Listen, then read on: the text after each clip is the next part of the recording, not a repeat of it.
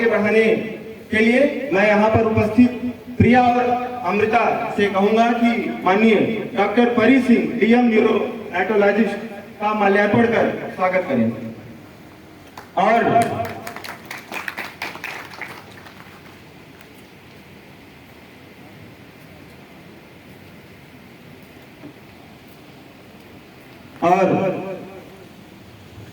Akhil Bharatiya pharmacist association के प्रदेश उपाध्यक्ष प्रशांत जी से निवेदन है कि डॉक्टर सिद्धार्थ सिंह जी का माल्यार्पण एवं पुष्प गुच्छ देकर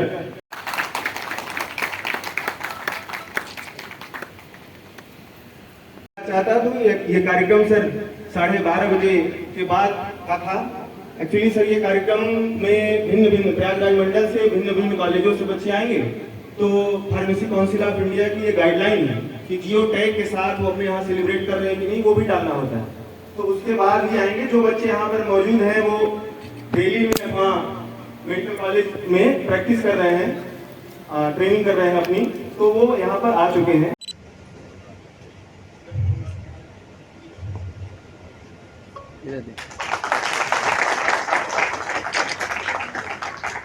और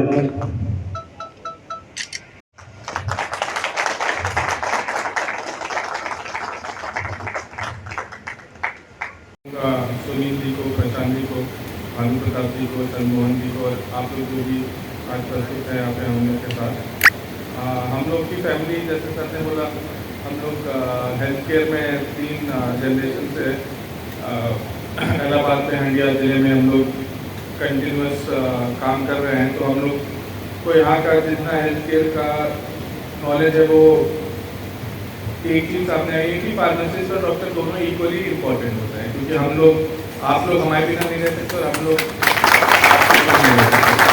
लेकिन जो एक चेंज है वो है कि हम लोग हेल्थ केयर में पहले बहुत डॉक्टर सेंट्रिक हेल्थ केयर था कि सुविधाएं कम थी, डॉक्टर ट्राई करता था, कुछ नहीं हुआ तो लोग एक्सेप्ट करते थे। अब पेशेंट सेंट्रिक हो चुका है, अब हम लोग को रिजल्ट दे रहे हैं, इसलिए हम लोग को अपडेटेड रहना और हम लोग का बिहेवियर कैसा है, हम लोग पेशेंट के लेवल पे ही बात कर सकते हैं। कोई यहाँ पे राजा बन के या कोई हम लोग उनसे सुपीरियर बन के डीलिंग नहीं करना अब चाहिए, क्योंकि पेशेंट भी अवेयर हो चुके हैं, पेशेंट की भी राइट है कि वो जाने कि उसको क्या है। वो आप नहीं बताओगे तो गलत जगहों से पता करेगा, जैसे कि गूगल से या कोई गलत वेबसाइट से। तो फार्मासिस्ट और डॉक्टर का दोनों का इसमें बहुत बड़ा रोल है कि वो पेशेंट को ठीक से बता पाए कि उसको क्या है और उसको समझा पाए। तो आपके पास जैसे कोई पेशेंट आ रहा है या उसका कोई रिलेटिव आ रहा है दवाई लेने या कुछ पूछताछ करने, तो उनसे सीधी भाषा में और जितना आपका नॉलेज है उतने में ही सीमित होकर आंसर करना है। जो आपको नहीं पता वो ओपनली बोल देना है, शायद मेरे को नहीं पता, आप किसी और से जाके पूछो। क्योंकि हम लोग अगर किसी भी अच्छी नीयत से भी कुछ चीज़ हेल्प करें तो कई बार वो उस तरह से सामने नहीं आती। तो हम लोग को अवेयर होने की और अपडेटेड होने की बहुत ज़्यादा ज़रूरत है। आप लोग ने देखा होगा पिछले 10 साल में हर ब्रांच में लगभग 20-30% न्यू मेडिसिन आई हैं जो पहले थी ही नहीं, तो अगले 10 साल में और बढ़ेंगी। तो हम लोग अगर अपडेटेड नहीं है और आपको ये नहीं पता कि इस बीमारी में नई क्या क्या टेक्नोलॉजिकल एडवांसेस, कौन सी नई दवाई आ रहे हैं, तो हम लोग को काम करना और सक्सेसफुल होना बहुत मुश्किल है। तो जो स्टूडेंट्स हैं यहाँ पे उनको आपका कोर्स खत्म होने के बाद भी नई दवाई आती है, तो आपको हमेशा अपडेटेड रहना है। और जो पेशेंट का बिहेवियर है वो हमेशा हेल्पफुल रखना है, हमेशा उनकी प्रॉब्लम समझनी है। यहाँ पे हम लोग रह रहे हैं, बहुत लोग उतना फाइनेंशियली नहीं अफोर्ड कर सकते और हेल्थ केयर अब महंगा हो गया है, दवाइयाँ महंगी हो गई हैं, वो रिजल्ट भी दे रही है लेकिन महंगाई है उसमें। तो आपको ट्राई करना है उनको हेल्प करें और हर प्रकार की एक ही दवाई की अलग अलग प्राइसेस की मेडिसिन आती है, तो आप उसको स्टॉक करके रखिए कि कुछ आते हैं उनको बेस्ट चाहिए, चाहे महंगा हो, कुछ नहीं फर्क पड़ता। कुछ आते हैं तो आपको उनकी नीड्स समझनी है। आई थिंक इतना अगर हम लोग समझ के काम करें तो बहुत अच्छा होगा। और जैसे सर लोग ने हम लोग का इंट्रोडक्शन दिया, वैसे आई थिंक मेरी वाइफ भी डॉक्टर परी जी वो नवजात शिशु की है, तो मैं न्यूरोलॉजिस्ट हूँ, उनका एकदम अलग है। तो मैं इनके पेशेंट्स नहीं देख सकता, ये शायद मेरे, क्योंकि एकदम अलग है। वैसे आप लोग का जो काम है वो हम लोग नहीं कर सकते और आप लोग हमारा काम तो एक साथ में ही मिल के वो पार्टनरशिप होनी चाहिए और वो समझ होनी चाहिए। आप लोग पूछो कि ये कोई मेडिसिन आपके पास नहीं, क्या है आपके पास नहीं है, तो आप फ़ोन कर सकते हो डॉक्टर को कि सर ये मेडिसिन किस लिए देते हैं। कम्युनिकेशन बहुत ज़रूरी है, तो उससे हमेशा एक पार्टनरशिप बनेगी और दोनों साथ में।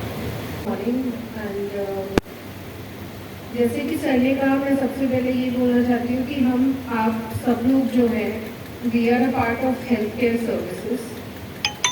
हेल्थ केयर सर्विसेज का मतलब होता है हम सब सर्विस कर रहे हैं, तो बहुत ज़्यादा ज़रूरी है कि वो सर्विस, जिसका मतलब है सेवा भाव, वो सबसे ज़्यादा हम लोगों को समझना है।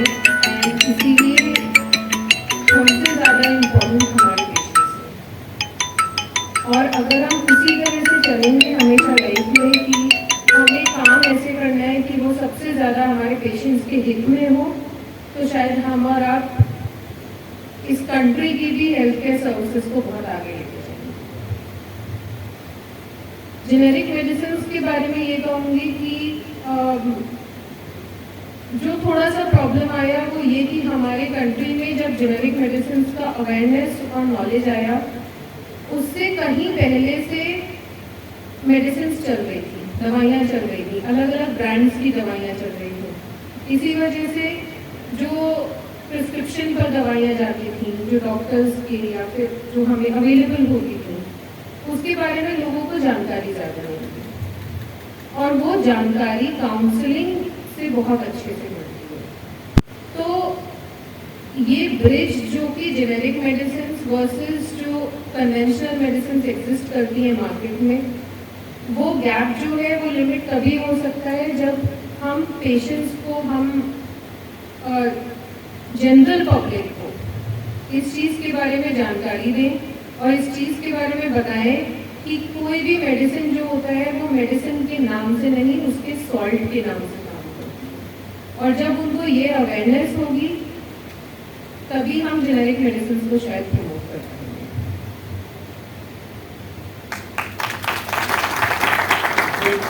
एक चीज़ जो आई थिंक बाधा है वो है कि बीच बीच में एक्शन न्यूज़ निकल आता है कि जेनेरिक मेडिसिन नकली पाई गई और ये, तो आई थिंक जो ड्रग बॉडी है, जो गवर्नमेंट है, उसको ये बहुत ज़्यादा क्वालिटी कंट्रोल बहुत करने की ज़रूरत है कि जो जेनेरिक मेडिसिन जहाँ बन रही है वो किस प्रकार की बन रही है। क्योंकि एक बार भी ऐसी न्यूज़ आती है तो उससे लगभग हज़ारों लोग अगली बार जेनेरिक लेने से मना कर देते हैं, ऐसी सिंगल न्यूज़ है। तो वो हम और आपसे ऊपर की जो बॉडीज़ हैं उनको वो डिस्कस करना है कि जो बन रही है वो क्वालिटी की बने, और तब जाके वो जो गवर्नमेंट हॉस्पिटल हैं, PHCs हैं, वहाँ पे जाके डिस्ट्रीब्यूट होगी, काम में आएंगी। तो वहाँ पे जब उसका अच्छा रिजल्ट मिलेगा तो नॉर्मली भी लोग उसको लेना पसंद करेंगे, क्योंकि रिजल्ट अच्छा रहेगा तो कोई भी ना। लेकिन अगर एक ऐसी न्यूज़ निकलती है तो उससे सबका कॉन्फिडेंस कम होता है।